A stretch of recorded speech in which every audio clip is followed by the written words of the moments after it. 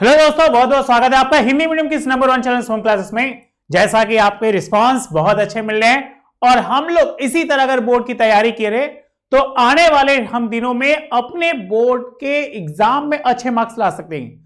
कुछ लोगों को डाउट्स था, कुछ लोगों को कहना, जैसे पूजा माहौर ने कहा था कि सर जो चैप्टर बचे हैं आप प्लीज उनको फाइनल शॉट बना दीजिए। बिल्कुल बच्चा मत घबराओ, अब हम लोग एकदम सीरियल वे से चल रहे हैं।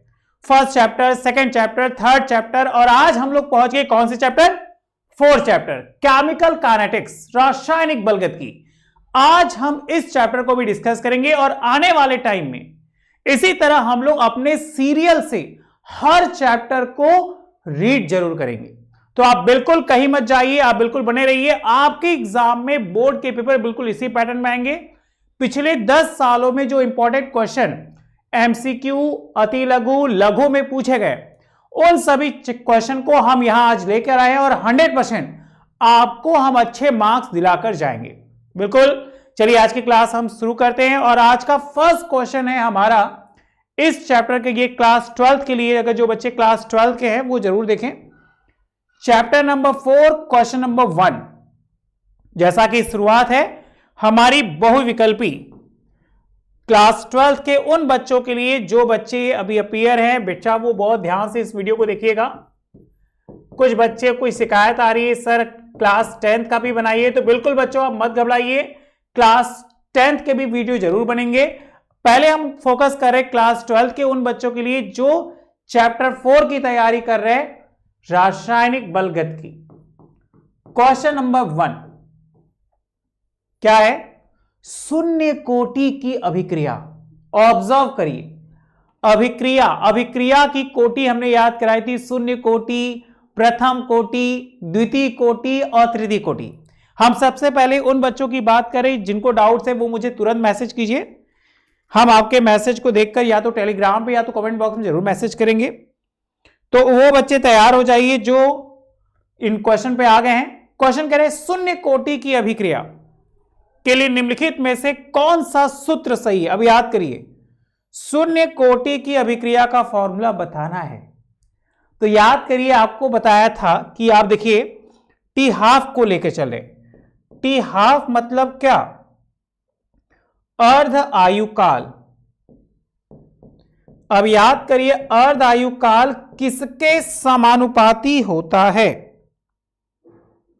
जल्दी बच्चों तैयार हो जाओ, जो बच्चे देख रहे हैं। क्वेश्चन है अर्ध आयु, जिसको टी हाफ से डिनोट किया, वो किसके समानुपाती होता है? ठीक है, अगर कोई डाउट है तो मुझे जरूर बताइए। तो याद करिए, अभिक्रिया की कोटि कैसी? शून्य कोटि। तो 100% क्या होगा? शून्य घात के समानुपाती होगा। हम लोग यही याद किए थे कि शून्य कोटि की अभिक्रिया के लिए जो अर्ध आयु काल है वो किसके लिए समानुपाती होगा? अर्ध आयु काल के लिए। तो पहले का आंसर हो जाएगा क्या? T half. इस लाइन में कोई दिक्कत है? नहीं तो यस सर में आंसर दीजिए, हम आगे चले। हम लोगों ने ऐसे ही करके याद रखे थे कि शून्य कोटि के लिए क्या होगा, द्वितीय कोटि के लिए क्या होगा, तृतीय कोटि के लिए क्या होगा। बताइए, इस लाइन में कोई दिक्कत? आगे बढ़ा जाए, चलिए। क्वेश्चन नंबर 2 देखिए क्या करें। प्रथम कोटि की अभिक्रिया के लिए वेग स्थिरांक तथा अर्ध आयु काल में संबंध।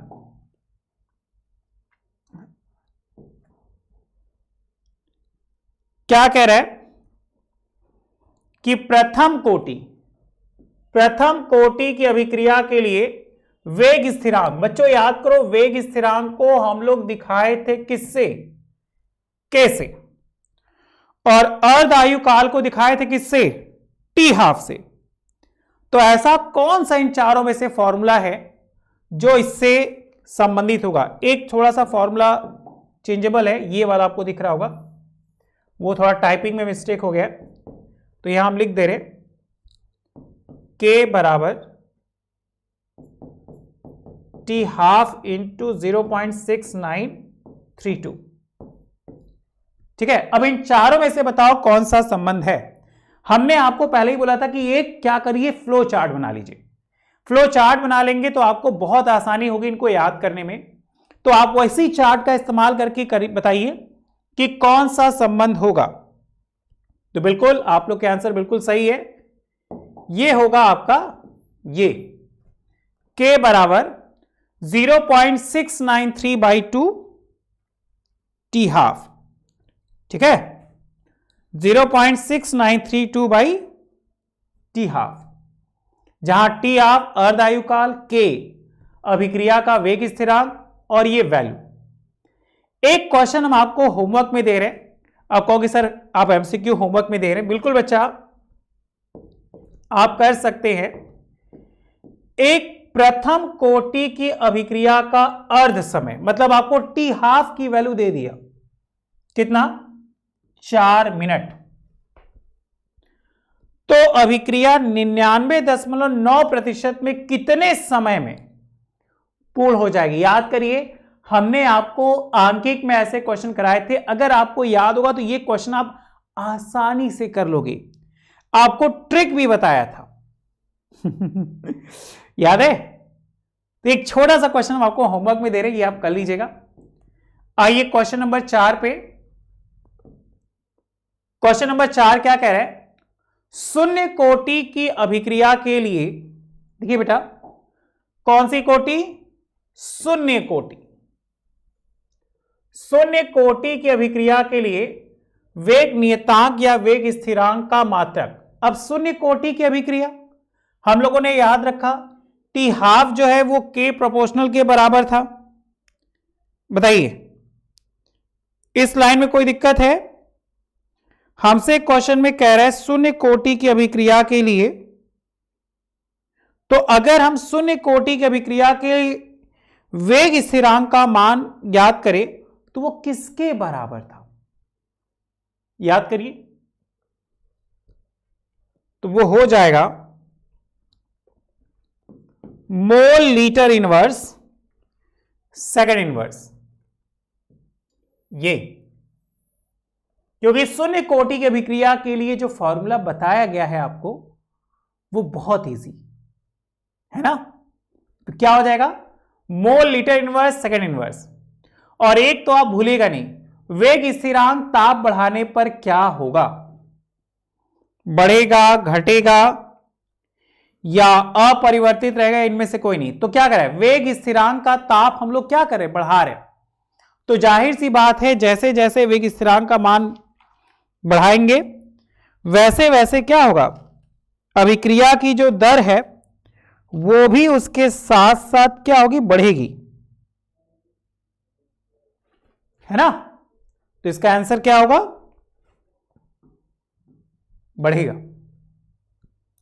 तो अति लघु में कोई दिक्कत, फॉर्मूला याद रखिए, मान अपने आप निकालिए, एकदम इजी।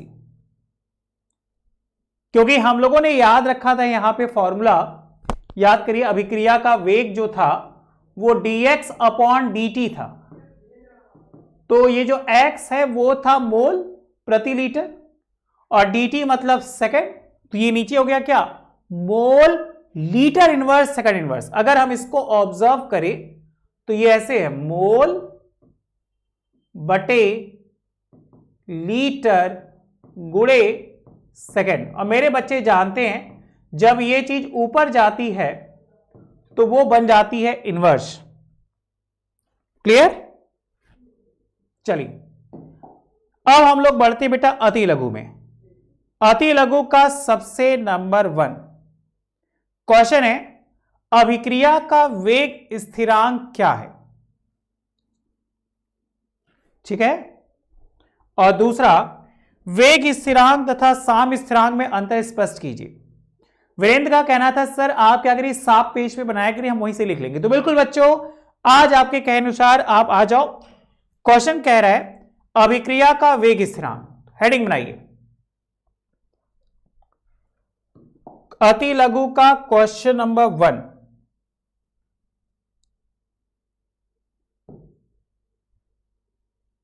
देखिए अति लघु का क्वेश्चन नंबर 1 क्या है, अभिक्रिया का वेग स्थिरांक। लिखिए बेटा क्वेश्चन नंबर 1।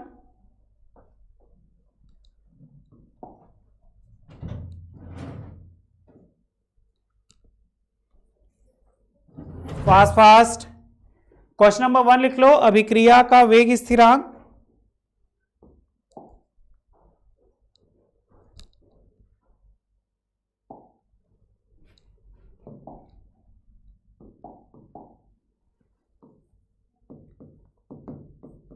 अति लघु है।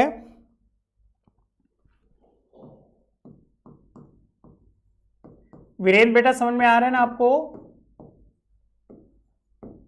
अभिक्रिया का वेग स्थिरांक जिसको दिखाते हैं औसतन k से।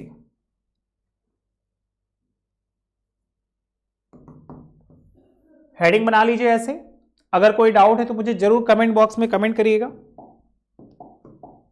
लिखिए, यदि किसी रासायनिक अभिक्रिया में यदि किसी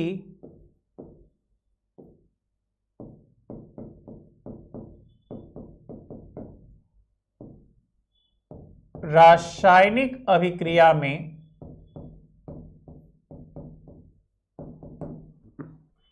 ठीक है, किसी क्षण अभिकारक का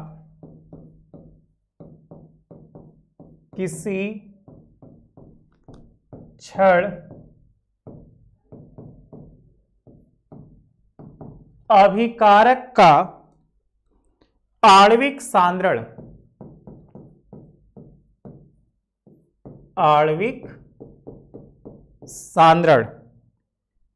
C हो तो उस समय अभिक्रिया का वेग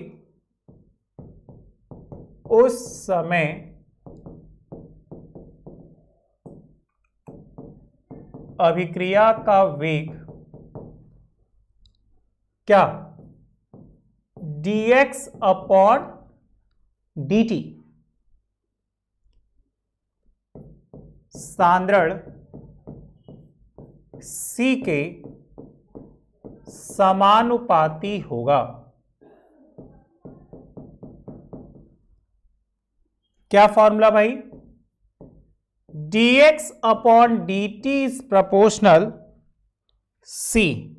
और मेरे बच्चे जानते हैं कि जब इस प्रोपोर्शनल हट के बराबर का चिन्ह आता है तो एक नियतांक आता है जिसको शो करते हैं क्या?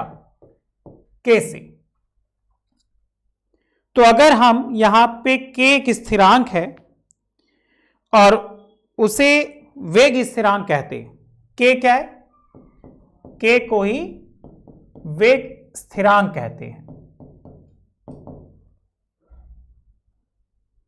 ठीक है, तो क्या कह रहा है?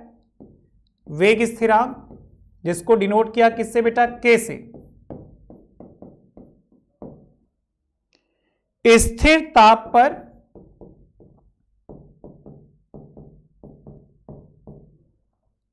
अभिकारक पदार्थ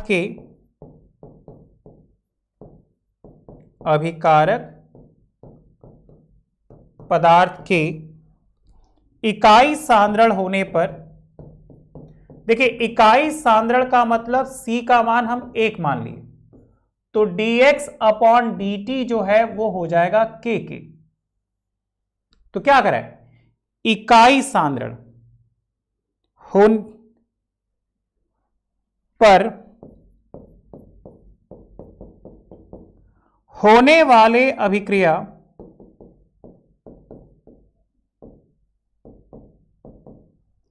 के वेग को उस अभिक्रिया का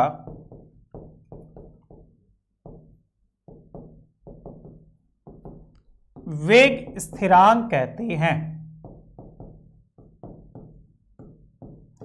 आप इसे लघुत्री में भी ऐसे लिख सकते हैं। बताइए, इस लाइन में कोई दिक्कत है? कॉपी कर लीजिए। अगर कोई डाउट है तो बेटा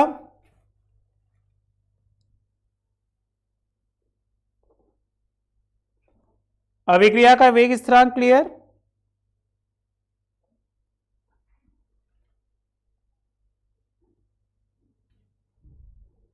ठीक है, आगे बढ़े। नेक्स्ट क्वेश्चन था वेग स्थिरांक तथा साम स्थिरांक में अंतर। वेग स्थिरांक तथा साम स्थिरांक में अंतर। देखिए एक छोटा सा अंतर है, अगर आप इसको समझोगे तो याद रखिएगा। इसका आंसर लिख लीजिए, आप लोग नोट कर लीजिए। वेग स्थिरांक अभिकारक पदार्थों की, अभी जो आपको बता रहे थे कि वेग स्थिरांक अभिकारक पदार्थों की, ठीक है, इकाई सांद्रता पर होने वाली, इकाई सांद्रता पर होने वाली, क्या, इकाई सांद्रता पर होने वाली अभिक्रिया की गति को कहते हैं। अभिक्रिया की गति को कहते हैं। और अगर हमसे क्या पूछा, साम्य स्थिरांक, तो अगर हम साम्य स्थिरांक की बात करें, ये वेग स्थिरांक, तो याद रखिएगा उत्क्रमणीय अभिक्रिया में, उत्क्रमणीय अभिक्रिया मतलब वे अभिक्रियाएं जो बदलती हैं, तो उत्क्रमणीय अभिक्रिया में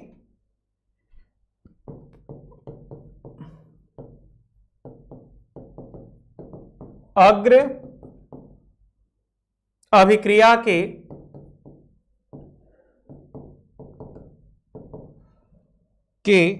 वेग स्थिरांक,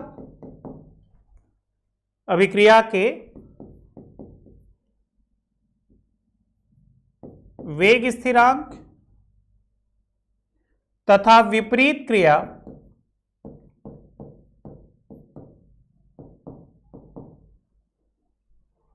के साम्य स्थिरांक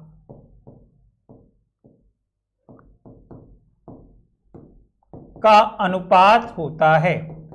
अगर हमसे कोई बात हो उत्क्रमणीय अभिक्रिया की, तो याद रखिएगा एक छोटा सा उत्क्रमणीय अभिक्रिया बता रहे हैं, आप नोट कर लीजिए। जैसे मान लीजिए NH4Cl को अगर हम तोड़ रहे हैं तो ये NH3 और HCl में टूटेगा, जो रिवर्स होके वही बन जाएगी। बताइए इस लाइन में कोई दिक्कत है? नहीं तो यस सर में आंसर दीजिए। हमारे पास अतिलघु का एक छोटा सा पैकेज था जो आपको हम दिखा रहे थे। हम लोग बात करें चैप्टर 4 की। चैप्टर 4 का सबसे पहला था अभिक्रिया का वेग स्थिरांक क्या है, तो हम लोग ने देखा अभिक्रिया का वेग स्थिरांक क्या है। दूसरा, वेग स्थिरांक तथा साम्य स्थिरांक में अंतर स्पष्ट कीजिए। आइए क्वेश्चन नंबर 3 देखा जाए। तापीय गुणांक क्या है ना? तापीय गुणांक क्या है, अभिक्रिया के वेग में इसका क्या संबंध है। नेक्स्ट, बहुत इजी, हमसे पूछा है तापीय गुणांक क्या है, अभिक्रिया के वेग से इसका क्या संबंध है।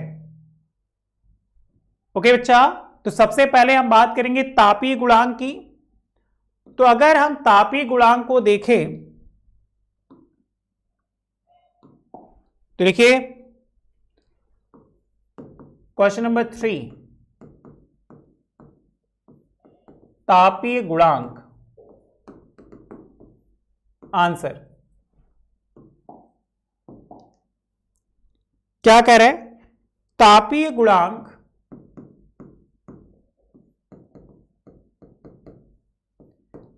हमसे कहा तापीय गुणांक है, तो तापीय गुणांक 10 डिग्री सेल्सियस, याद हो गया। अंतर के दो भिन्न भिन्न तापों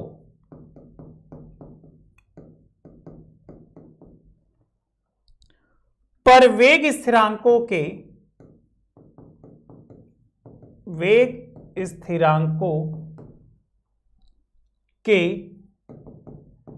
अनुपात, वेग स्थिरांकों के अनुपात के बराबर होता है।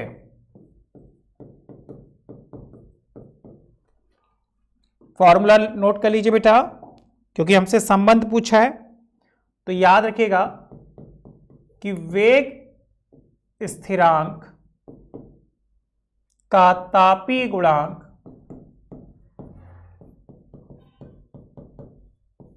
बराबर T + 10 डिग्री सेल्सियस पर वेग स्थिरांक का मान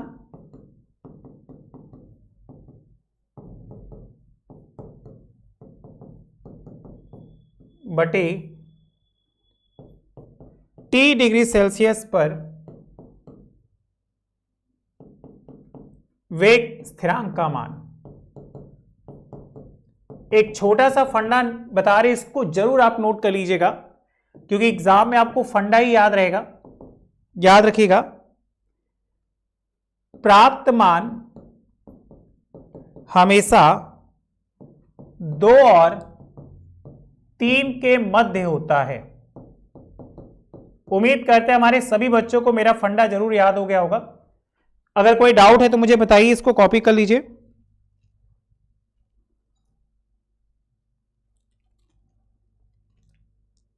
ओके, आगे चला जाए। क्वेश्चन नंबर 4 देखिए, क्वेश्चन नंबर 4 क्या कह रहा था? क्वेश्चन नंबर 4 कह रहा है, प्रथम कोटि की अभिक्रिया के लिए, प्रथम कोटि की अभिक्रिया के लिए फंडा बेटा जरूर नोट करिएगा। 1/3 समापन, 1/3 समापन के लिए व्यंजक, व्यंजक बोले तो उसका सूत्र या फॉर्मूला। तो हमसे प्रथम कोटि का पूछा है, तो सबसे पहले आप प्रथम कोटि का फॉर्मूला ही नोट करिए। देखिए क्या कहते हैं,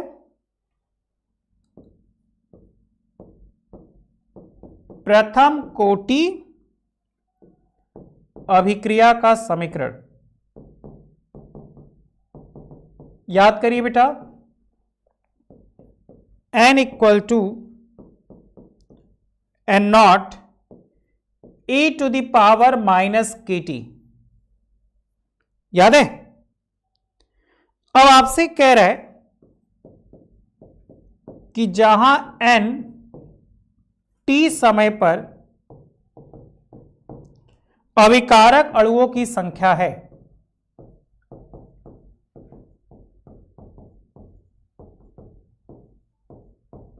ओके बेटा, हमसे कह रहा है इसी n को प्रश्नानुसार n को 1/3 करना है। मतलब n को 2n0 बाई क्या कर दीजिए 3, तो क्या हो जाएगा, रख दीजिए 3/2 e⁻kT या T1/3 = log 3/2/k। ये हो जाएगा आंसर। एकदम आसान तरीका। बताइए, क्या ये क्वेश्चन नंबर 4 क्लियर हुआ? अब जैसा कि हमारा अति लघु कह रहा था, क्या कि प्रथम कोटि की अभिक्रिया के लिए 1/3 के लिए प्रयुक्त समय के लिए व्यंजक तो हमें याद हो गया, T1/3 k/, ठीक है, T जो है 1/3 k log 3/2 k। अब एक और क्वेश्चन है, अभिक्रिया का वेग दर क्या है? अभिक्रिया की तात्क्षणिक दर को क्या करिए, परिभाषित कीजिए। अब याद करिए बच्चों, हमने फर्स्ट डे ही आपको अभिक्रिया का वेग दर बताया था कि वह दर जिस पर समय के साथ अभिकारक पदार्थों का सांद्रण परिवर्तित हो जाता है। क्या कहा गया कि वह दर जिसमें समय के साथ अभिक्रिया की दर का सांद्रण परिवर्तित हो जाता है उसे ही अभिक्रिया का वेग कहते हैं। क्या, K बराबर dx अपॉन dt, सांद्रण और समय के साथ के परिवर्तन। उसके बाद करें अभिक्रिया की तात्क्षणिक दर को परिभाषित कीजिए। तो कहा गया कि किसी निश्चित क्षण पर किसी एक अभिकारक या उत्पाद के सांद्रता परिवर्तन को, ठीक है, क्या, किसी निश्चित दर पर सांद्रता परिवर्तन को उस क्षण की तात्क्षणिक दर कहती है। तो ये छोटा सा हिंट लगा। तो एक हमारे अति लघु में भी एक छोटा सा होमवर्क, इस तरह एक एक अगर हम होमवर्क अपने से करेंगे तो 100% ये चैप्टर क्लियर हो जाएगा, वरना हिंट के लिए हम आपको बता दिए। आइए, जैसा कि हमारी चैप्टर की आन बान और शान है, क्या, आंकिक प्रश्न। सबसे मोस्ट इंपॉर्टेंट कह रहा है कि SO2Cl को, देखिए हम बोर्ड से हट रहे हैं, आप इसको कॉपी करिए। SO2Cl को अपनी प्रारंभिक मात्रा से आधी मात्रा में वियोजित होने में 60 मिनट का समय लगता है। टाइम दे दिया बेटा आपको,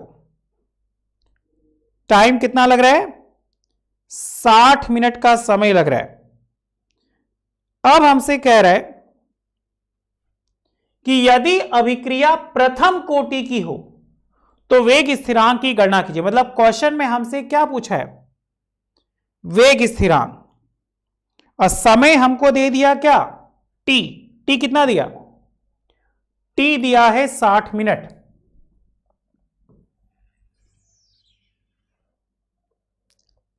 ठीक है, तो ये 60 मिनट किसका मान है, टी हाफ का मान है।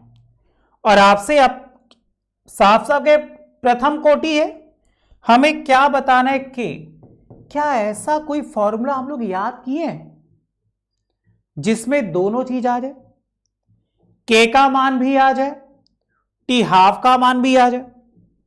तो याद करिए, प्रथम कोटि के लिए छोटा सा फॉर्मूला बताए थे,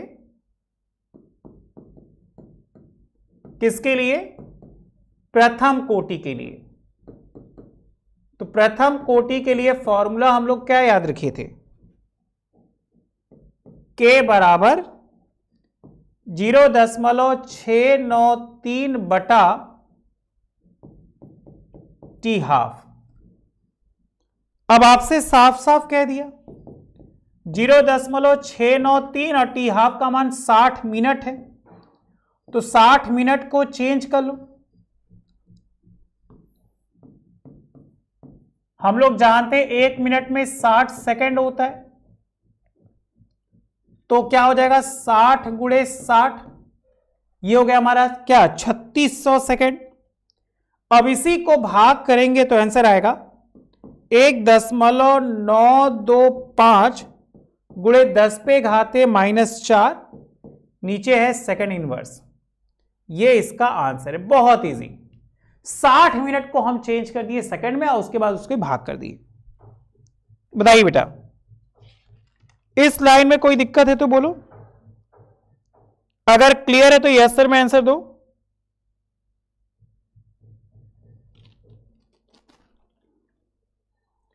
ठीक है, आप स्क्रीनशॉट खींच लीजिए, बाद में लिख लीजिएगा। इसी से मिलता जुलता एक क्वेश्चन और ले रहे हैं कि प्रथम कोटि की एक अभिक्रिया, देखिए ऊपर भी प्रथम कोटि, यहां भी प्रथम कोटि। अब यहां साफ साफ आपको कह दिया 50 सेकेंड वहां पे 60 मिनट था, तो मिनट को सेकंड में चेंज कर लिए तो 3600। अब यहां तो डायरेक्ट दे दिया क्या, 50 सेकेंड, तो डायरेक्ट उसी फॉर्मूले पे रखो, आंसर अपने आप बक देगा। हिंट दे दे, चलिए भाई हिंट ले लीजिए। फॉर्मूला क्या था, के बराबर 0.693 by T half. T half का मान आपको दे दिया, इसको चेंज करने की जरूरत नहीं है। क्यों? क्योंकि ये डायरेक्ट 50 सेकेंड दे दिया।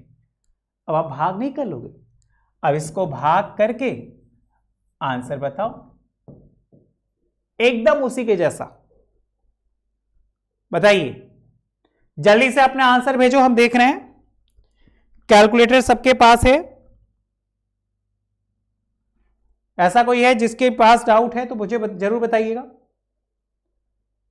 एक क्वेश्चन कह रहा है कि प्रथम कोटि की एक अभिक्रिया में यदि कोई पदार्थ अपनी प्रारंभिक मात्रा का क्या हो जाए, 100 मिनट रह जाता है, तब बताइए कि कितने समय में यह अपनी प्रारंभिक मात्रा का क्या हो जाए, 1/4 रह जाता है। आइए इस क्वेश्चन को समझते हैं। आंकिक है हमारा।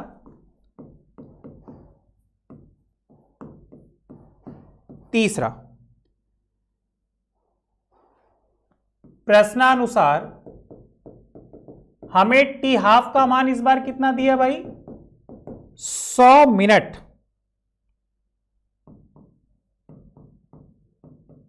अब चाहो तो मिनट को चेंज कर लो सेकंड में। अब बोला है कि प्रारंभिक मात्रा, तो मान लीजिए पहले माना प्रारंभिक मात्रा क्या ए है, तो टी समय बाद, तो टी समय बाद क्या हो जाएगा, a माइनस एक्स, मतलब 1/4 हो जाता है, जिसको कहा गया था 1/4। बताइए, तो फॉर्मूला रखो, के बराबर 2.303 T log A by A not. अब ए की जगह तो ए ही है, 2.303 बाई टी क्या लॉग ए, ये ए की वैल्यू है और ये ए नॉट, ए बाई क्या हो गया 4। और प्रश्नानुसार हम के का मान यहां से निकालेंगे, फॉर्मूला के बराबर 0.693 by T half, 0.693 by 100 minute. ये के की वैल्यू आ गई, इस के की वैल्यू को हम यहां रखेंगे, रख दीजिए 0.693 बाई 100, 2.303 बाई टी, ये ए से ए कट गया, 4 ऊपर चला गया, तो ये हो गया log 4। बताइए, अब log 4 को हम लिख सकते हैं 2 log 2, तो 0.693 बाई 100, 2.303 टी 2 log 2। अब हम लोग जानते हैं log 2 की वैल्यू 0.3010, यहीं से हम इस मान को रखेंगे, तो क्या हो गया 0.693 बाई 100, 2.303 टी 2 इंटू 3010। अब क्या करिए भाई, काटने का प्रोग्राम करिए, काट कोट के आंसर बताइए, मिनट में ही चाहिए 200 मिनट। टी चाहिए तो टी को यहां ले लो, तो ऊपर हो गया 2.303 गुणे 2 गुणे 0.3010 बटा 0.693 गुणे 100। अब इसी को कैलकुलेट कर दो तो आंसर आ जाएगा क्या, 200 मिनट। स्क्रीनशॉट खींच लीजिए, अगर कोई डाउट है तो मुझे जरूर बताइएगा। ओके, ये रहा हमारा आंकिक। आइए हम लोग आगे बढ़ते हैं। नेक्स्ट, लघु उत्तरी प्रश्न। देखिए बेटा, लघु उत्तरी क्या कह रहा है कि आणविकता तथा कोटि में अंतर स्पष्ट कीजिए। अगर एक उदाहरण ले तो N2O5 के अपघटन की, N2O 5 के अपघटन की कोटि निर्धारित कीजिए और आणविकता और अभिक्रिया में कोटि में अंतर बताइए। देखिए दो चीज, आणविकता और क्या, कोटि। तो आपको याद होगा कि आणविकता जो है वो सदैव पूर्ण संख्या में होती है और कोटि जो है वो क्या होती है, बदलती रहती है। ठीक है, तो चलिए लघुत्री बनाइए।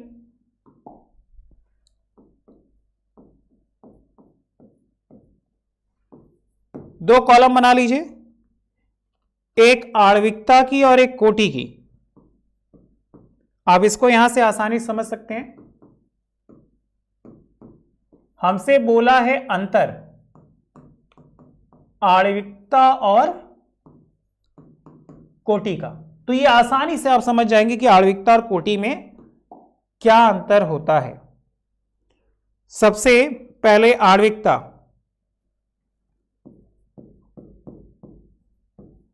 नंबर 1, अभिक्रिया की आणविकता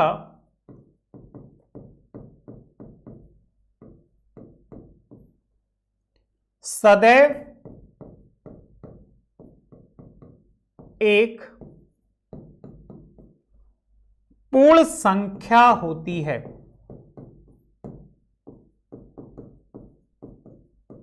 ठीक है, सदैव एक पूर्ण संख्या होती है, जबकि कोटि हमेशा भिन्नात्मक भी हो सकती है।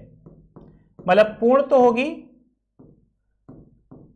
लेकिन उसके साथ साथ भिन्नात्मक भी हो सकती है। तो अगर हमसे पूछेगा सर क्या आणविकता हो सकती, तो आप कहेंगे नहीं, आणविकता नहीं हो सकती। चलिए,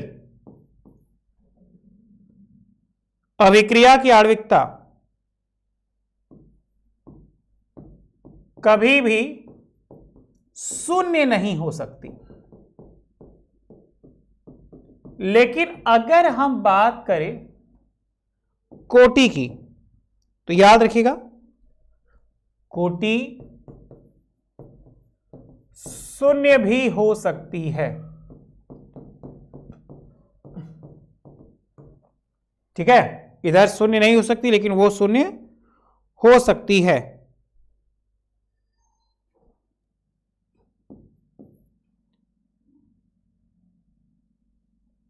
लिखिए, अणुओं की संख्या को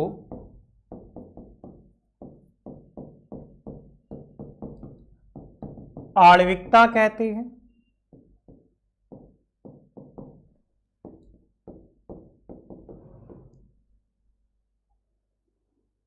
ठीक है, और याद रखिएगा अभिक्रिया की कोटि अभिक्रिया के वेग को निर्धारित करती है। अभिक्रिया की कोटि अभिक्रिया के वेग को निर्धारित करती है।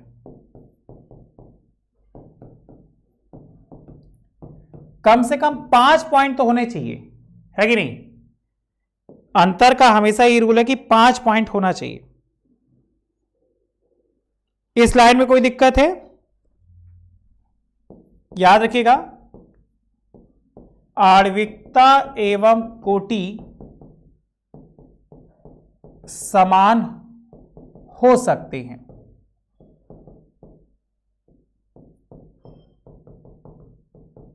इसमें भी, और जैसा कि हमसे कह रहा है N2O का अपघटन, तो उसको उदाहरण में लेते। अगर हम N2O के अपघटन की बात करें तो हम लोग के पास क्या था, N2O5, इसको तोड़ दिया तो 4NO2 प्लस O2, इस तरह दर हमें मिला के N2O5। इसको कॉपी कर लीजिए, लघु नंबर 1 का आंसर है।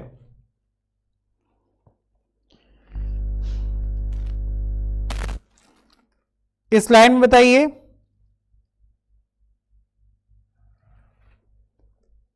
ठीक है, लघु नंबर 1 का आंसर है। इसके बाद अगर हम बात करें तो देखिए, आपको याद होगा कि लघु का पूरा एक पैकेज बनवाए थे आपसे।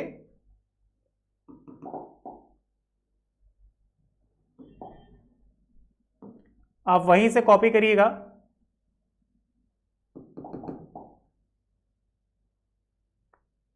फास्ट बेटा फास्ट।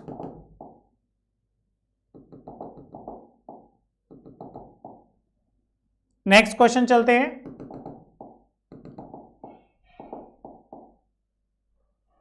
देखिए, लघु 3 कह रहा है आभासी एकाणुक अभिक्रिया को उदाहरण द्वारा समझाइए।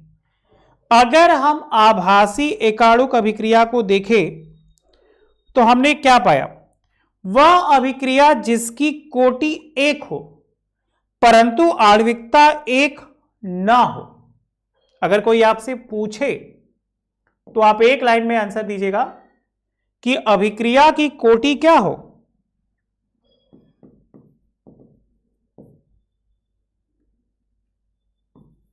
वह अभिक्रिया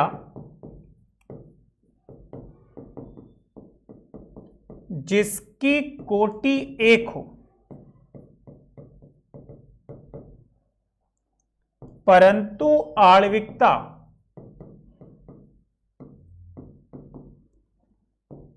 1 ना हो, ऐसी अभिक्रियाओं को ही कहते हैं क्या, आभासी एकाणुक अभिक्रिया कहलाती है। आभासी एकाणुक अभिक्रिया कहलाती है। बताइए, एक छोटा सा एग्जांपल ले रहे सुक्रोज का, तो C12 H22O11 प्लस H2O ये फॉर्म होके H प्लस बनाएगा, C6H12O6 प्लस C6H12O6, ये हमारी आभासी एकाणुक अभिक्रिया थी। और अभी कुछ देर पहले आपको हिंट दिए थे अभिक्रिया की कोटि और आणविकता को समझाइए, तो ये दोनों आपका होमवर्क हो जाएगा, जैसा कि अभी नीचे हम लोग देख रहे थे कि अभिक्रिया की कोटि क्या होती है और अभिक्रिया का आणविकता क्या होती है। ठीक है, तो आज के लिए इतना ही। Thank you so much, bye bye. इसको कॉपी कर लीजिए, अगर कोई डाउट्स है तो मुझे जरूर बताइएगा, हम आपके डाउट्स को सॉल्व जरूर करेंगे। चलो, thank you so much, bye bye.